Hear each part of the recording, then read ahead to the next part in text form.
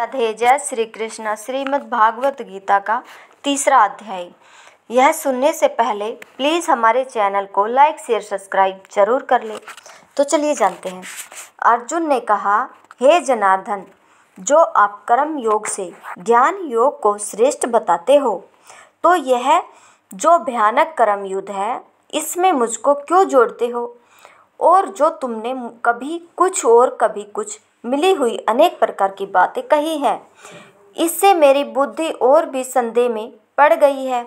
आपकी इन बातों से मेरी समझ में कुछ नहीं आता कि मैं क्या करूं। इससे अब एक बात निश्चय करके कहो, जिससे मेरा कल्याण हो। यह सुन श्री कृष्ण जी बोले, हे अर्जुन, मैंने जो प्रथम इस संसार में तत्व ज्ञान निष्ठा और कर्म योग निष्ठा कही है, उसमें सांख्या वालों को तत्व ज्ञान निष्ठा और कर्म योगियों को कर्म योग निष्ठा है। कर्म किए बिना मनुष्य निष्कर्म जो तत्व ज्ञान है उसको नहीं पाता है, क्योंकि केवल संन्यास ले लेने से ही कर्म करते करते चित्त शुद्ध किए बिना सिद्धि प्राप्त नहीं हो सकती। किसी अवस्था में कोई प्राणी शरीर मन वचन से कर्म किए बिना क्षण भर भी नहीं रह सकता, क्योंकि प्रकृति के जो राग द्वेष गुण हैं, उनके वशीभूत होकर सब प्राणियों को कर्म करना ही पड़ता है। जो हाथ पाँव आदि कर्म करने वाली इंद्रियों को वशीभूत करके भगवान के स्मरण के बहाने से मन में इंद्रियों का ध्यान करता रहता है, वह मूढ़ मिथ्याचारी कहलाता है।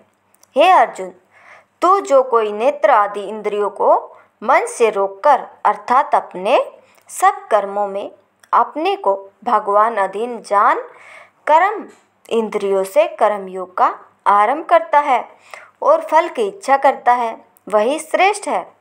इससे हे अर्जुन, तू निश्चय करके कर्म कर। कर्म न करने से कर्म करना श्रेष्ठ है, और कर्म करना छोड़ देने से तेरे शरीर का निर्वाह होना भी कठिन हो जाएगा। हे विष्णु भगवान के आराधनार्थ जो कर्म है, उन्हें छोड़कर जितनी वस्तु है वे सब बंधन रूप है। इसलिए हे अर्जुन, विष्णु भगवान की आराधना के निमित्त तू निष्काम होकर कर्म करने में प्रवृत्त हो। परमात्मा ने सृष्टि रचना के समय यज्ञ के साथ प्रजा को रचकर कहा कि इससे तुम्हारी वृद्धि होगी और यही तुम्हारे सब मनोरथों को पूर्ण करेगा। तुम यज्ञादि कर्म से देवताओं और महापुरुष भगवान का पूजन करो, तब वे देवता भी वर्षा आदि से अनादि की वृद्धि का कर तुम्हारी वृद्धि करेंगे।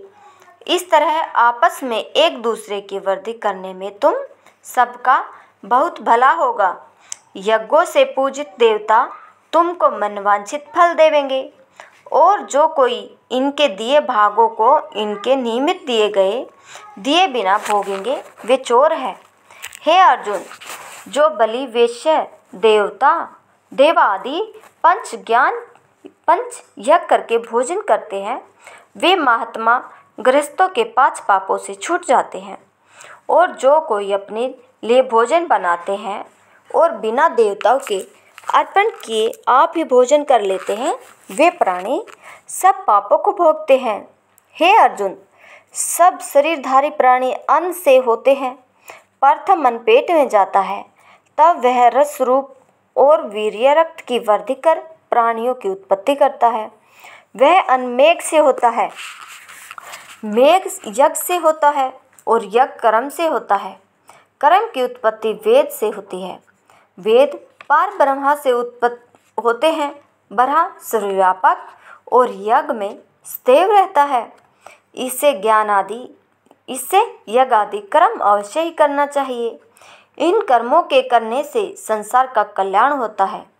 ईश्वर आराधना रूप यज्ञ कर्म में जो प्रवृत्त नहीं होते, केवल इंद्रियों के विषय भोग में लगे रहते हैं, उनका जीवन निष्फल है।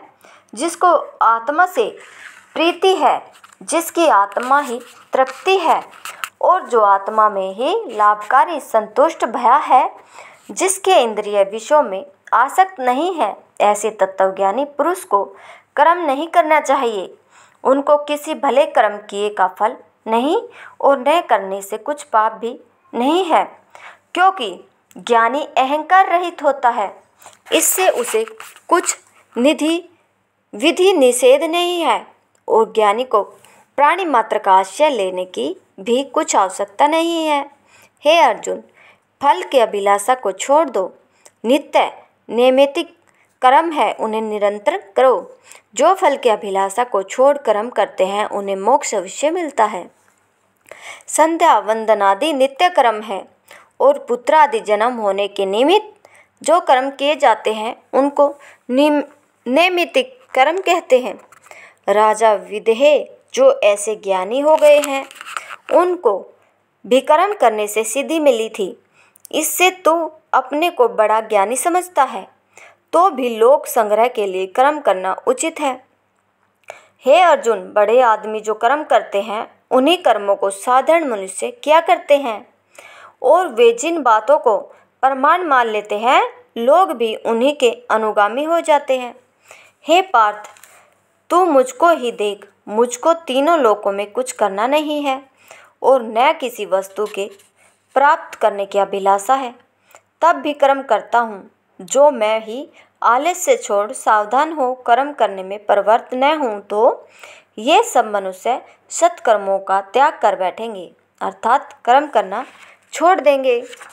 हे अर्जुन, जो कर्म करना छोड़ दूँ तो कर्म लोप हो जाने से धर्म नष्ट हो जाएगा, जिससे ये सब लोक नष्ट हो जाएंगे और सृष्टि वर्ण संकर होने लगेगी, तो यह सकर कारण में ही ठहरूंगा और इस प्रजा को नष्ट करने वाला मैं ही होऊंगा। हे पार्थ, जैसे अज्ञानी लोग कर्म करने में आसक्त होकर कर्म करते हैं, वैसे ही लोक संग्रह के निमित्त विद्वान लोग कर्म करने से में आसक्त होकर कर्म करते हैं।